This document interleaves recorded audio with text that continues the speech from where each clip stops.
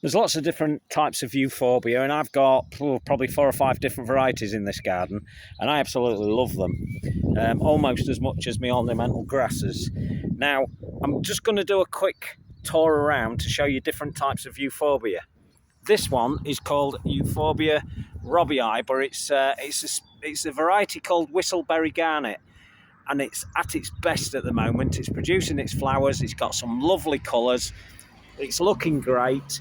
And you've got to be a little bit careful with this one because it is a Robbiae variety and it will spread around. Now, I've put several little clumps in here, same variety, but I wanted this to fill this area completely, and it's in one of the sheep feeders or the bale feeders, shall we say? Oh, bugger! And it's going to completely fill this area.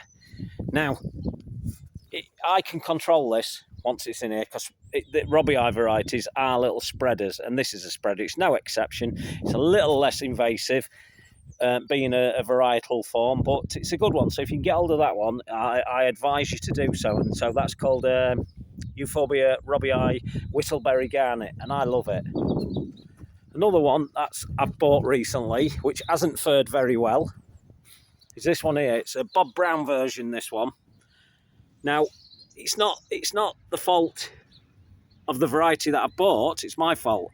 I've moved it, and we had all those aggressive winds come in, and I'd moved it just before they hit, and it's blown it over several times.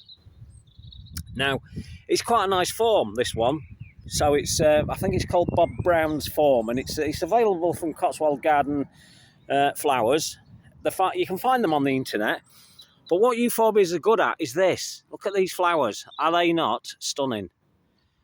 Now, if you don't want too many of these things, once these go into a kind of a brown phase, you must nip them off, and you must take them all the way back down to where they join the main trunk, because if you don't, what'll happen is you'll hear little popping sounds once they're matured, and the seeds pop all over the garden, and that's what you'll find growing all over the place are these things. Now, that's good sometimes because I've got several different varieties in this garden.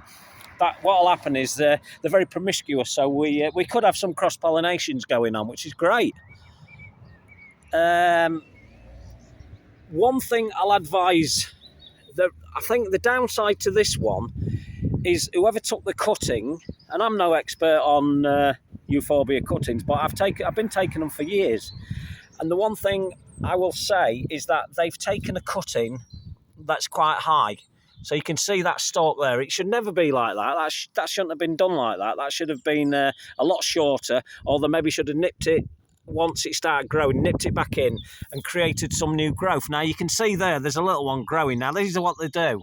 They grow from lower down, but the problem with it is it's become like a little mini tree, and it just can't take it at the minute because it's not got its feet deep enough in. And like I've said, that's probably partly my fault, but I suspect as this plant gets bigger, because it is quite high up on the stem, it'll end up cockling over in a wind. I've no doubt it'll do that. But what I've noticed is already, which I know, is that it's starting to produce next year's flowers. So those little ones you're looking at there, they produce next year's flowers like that. Now, about May, June time, I'll come back here and I'll start taking cuttings off this one. I will remove all of those because, to be quite honest, I think this is going to fail long term because of that trunk. And my fault for moving it. Didn't let it establish properly. So I will take the blame for that. So that's the Bob Brown form. Now that's the Euphorbia Wulfenii species, but which gets quite tall. But I'm yet to see if it will. But like I say, I don't think it's been taken right. Now here's another one. Now this one is Euphorbia kariakis subsp.Wulfenii, which is the shorter forms. Now this came originally from a garden where I know they had Euphorbia kariakis, which is the bigger form, and the subspecies Wolfenia is a shorter, dumpier form. In fact, there's a very famous one called Humpty Dumpty. This might have come from that, I don't know. It was seedlings I found there. Split them up, they're all starting to flower. Again, I moved this at the wrong time. We got all the winds blowing in. But as I've just mentioned before, about the Bob Brown one, as you can see with this one, let's push it back up because it is rather loose. You can see there's a lot more growth lower down in this plant. There's a lot more multi-stemming going on. Now, when I get this one planted properly, it'll live like this for a while at the minute. It's not going to struggle like the other one. It's not going to get blown over, even though that's a contradiction in terms because it has blown over. But that's my fault. This one wouldn't have blown over if I'd have planted it, not lifted it. But I had to lift it because it was a huge plant where it was growing, which is only over there. And I split it into two different ones. I'm trying to think where I put the other one. Anyway, here's the other one. This is the same plant. It was split in half, so I split them and then I moved them, and that's part of the reason there. It's the way it is at the moment. Okay, let's go over to this area. Let's see what we can see here. Right, this is a Euphorbia Purpurea. You can see why it's called Purpurea. I think it's Amidigloides. Euphorbia Amidigloides Purpurea, which is a nice one. And it's just a really good one in this type of garden, and at this time of year it's just a little standout plant. It's great. It goes in mixed borders. It will self-seed around. It's starting to produce its flowers. Them reddish stems there, these bits, they're going to be the flowers. Not producing, it is, we're producing them down here, so it's starting to produce it on that one, and it'll be full of yellow flowers again, and it's a good little doer. So if you can get hold of that one, they're available in garden centres, a lot of these, and it will self-seed itself around, and it'll be nice because it'll go into places you didn't expect it to do. Some will be big, some will be small. They never get very big, this particular variety. It'll probably only, in fact, that'll probably only go up another 6 inches, if that. But it will gently spread itself around the garden, and it'll look good. Now, I've put it all over the place. I bought some originally as little babies, and here you go. There's some more here. I think you can see them. Not sure what the sun's doing up. I've just crushed one of my plants. That's not good. There you go. So that's another Euphorbia Purpurea, and it's great. It's a great little doer. As summer comes, it will kind of go a little less green purple than that. The colour will go. It'll turn more green, and it'll be sort of... it'll just melt away, really. But what you must do once it's flowered again is you must, if you've never grown them before, once it's flowered, all the flower stems need taking right back into the centre of the plant and clipping off. If you don't do that, you're going to end up with millions of seeds that you weren't expecting. And it will cause you problems long term because you just have them everywhere. Right. Up to the next Euphorbia. There's one up at the gravel garden now. Well, there's actually a couple. There's Euphorbia. It's a seedling. It's called Redwing. It came off of, but it's doing really well. I really like this one. A seedling I picked out at a previous house. Brought it with me, but I know it comes from one called Euphorbia Redwing. So if you look that up, you'll see. And again, it's doing these lovely lime green flowers. Really nice. It's called the milk spurge, and as I've said before, it will produce this milky sap. If you get it in your eyes, it's definitely a visit to A&E. But it's a pretty good one. So again, this is it's got quite a nice few multi-stems in there, and look at all those little stems. There's loads of them, so that's a good one. I kept this one in a plant pot for about 2 years, and it just kept it little. It's only been in a year, and now look at it. It's about 1.5 foot. So it came from Redwing, I'm sure it did, and it's doing really well. I really like it, so I'm looking forward to see how this does next year. They are quite short-lived, some of them. They probably make 4 years, maybe. And I tend to take cuttings. May, June is a good time to take cuttings off of the non-flowering ones, which this is now producing again. They're all doing this at the moment. There you go, there's non-flowering stems. I should take cuttings off those. Here's another good one. So for the gravel garden, this is a really good one. It's Euphorbia Myrsinites. There's another one called Rigida. It looks very similar, but it stands tall. Now, Myrsinites is more spreading. But the thing is, this one has been cut back in. because it was making quite a clump. In fact, where all that brown is, it was covering all that, but I've got other plants in there, as you can see, so I needed to control it. I will let it go again, and it's flowered already. It set seeds. In fact, let's see if we can find one, because often you can find them. Is that one? No, that's a cutting. Anyway, it's been cut back, and as a result, you can see it's producing a new little flower things off, leaves off the stalk that I've cut back. Now, you don't need to cut these things back. You can simply leave them if you want to, but they will look a bit unkempt at some point. All euphorbias do if you don't trim them back after they're flowered. I tend to leave them a little bit to see what we can get out of them, see what they'll produce, and often you'll be surprised what they can produce, as in seedlings. You can sometimes get some interesting ones. Now, let's back up the garden. Here's another one. That's Euphorbia Characias, subspecies Wulfenii. That's simply a seedling taken out of that same garden as the two I showed you earlier. It's just a good doer. And each one has a different type of flower head. They all look very similar, but these produce massive flower heads. Now, next year, that one will produce massive flower heads, probably 4 times bigger than what you're looking at the minute. And it'll get to about 3 foot, maybe.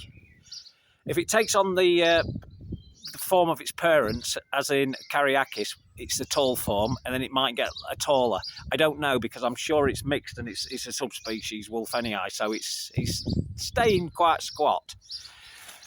A little bit of damage here, as you can see. Don't worry about that. In fact, now's a good time to show you that could simply be cut right back down to the base. Chop it back. Wear gloves if you're doing this, because you will get, it is called the milkweed. I've demonstrated this before. I'll demonstrate it again just for the purpose of this. I'm just about to pull that leaf off. Let's see if we can get typical in it. When you want it to stay still, it won't. Right, let's pull that leaf off. There you go, straight away. It's a milkweed. It's producing and it's oozing that sap. That's what the problem is. If you do this in sunny weather, and you get it on your hands, it will burn you a little bit, but it shouldn't matter too much, because you soon get used to it. Well, you have to. But it's a nice form, this one. I really like this one. I mean, it was only a basic seedling taken out of the garden, but look where it produces you. And you can cut these off. You can cut that stem off, dip it in some warm water and stick it in your flower arrangements, and it looks really good. I've got it in a mixed border. You can see there's other things growing with it. Loads of different things. Next to bamboo, next to miscanthus that's in the wrong place. Oh, treading on the grass again. Okay, let's have a look. Right, okay, we're going to the last one I'm going to show you. This is Euphorbia Characias subspecies Wolfenia again, but I've named it Malachi because I found this one as a seedling many years ago, so it's staying true now. I'm very, very pleased with this one. This is the type of thing I was talking about earlier. If you can leave it to seed, it will produce a stunning plant, or hope to. Now, the thing that's surprising me with this one at the minute is it's not producing the flowers at all. It'll produce them off the tops, but I'm not seeing any signs, so I suspect it might be more of a late spring, early summer flowerer.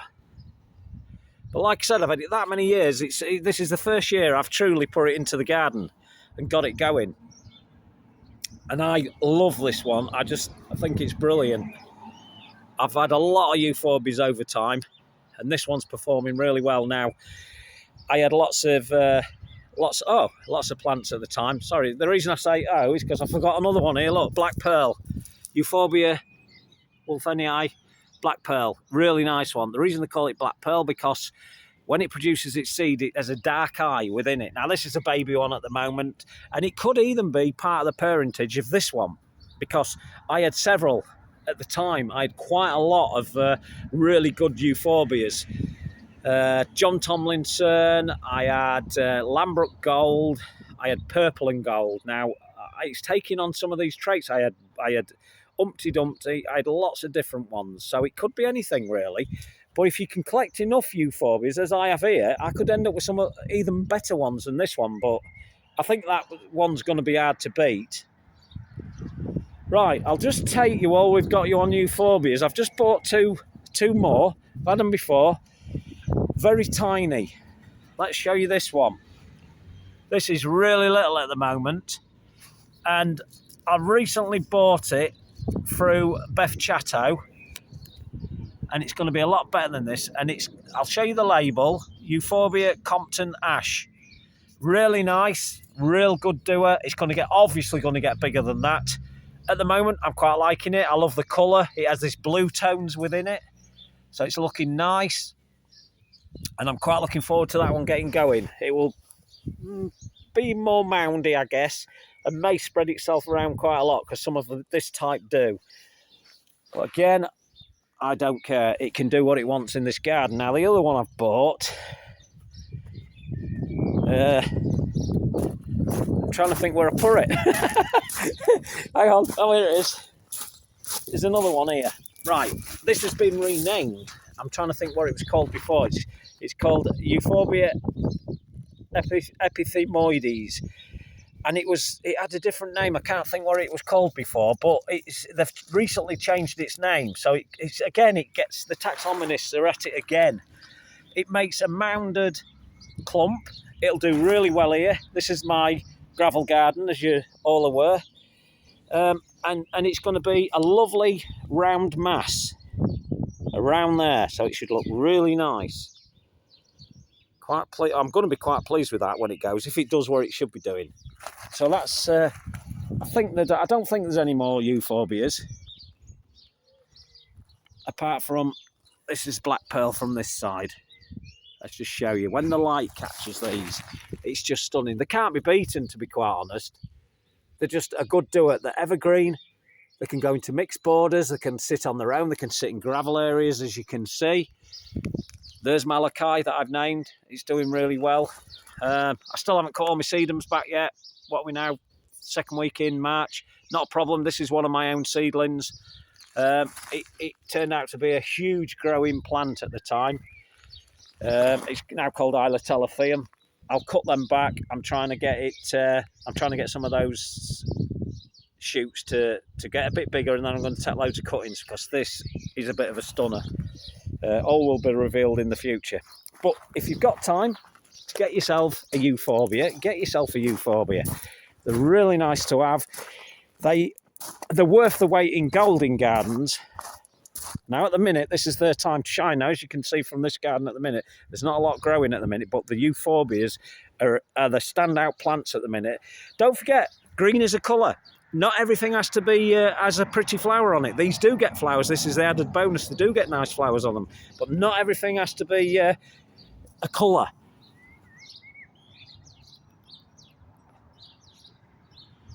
So that's that one. I don't think there's any more euphorbias that we can show you. We'll take a wander back down the garden just to make sure we haven't missed any. No, we'll just finish where I started. We'll finish with this one. That's Euphorbia Whistleberry Garnet. I've given you all the names. These are the ones that I particularly like, all these types, what I've got. I'm often looking for new varieties, unusual varieties, but there are some varieties I would buy time and time again in any garden that I'd have. But this one's going to look really good. Imagine this in here completely covering this next year, and it will do. By the end of this year, I suspect this will be completely covered. I'll jump in there and I'll clip out all these flower heads, and then it should encourage it to start moving again. And any what escape, I will cut them back. But be careful. So that's euphorbias. Hope you've enjoyed that little tour, and I'll talk to you later. Ta-da!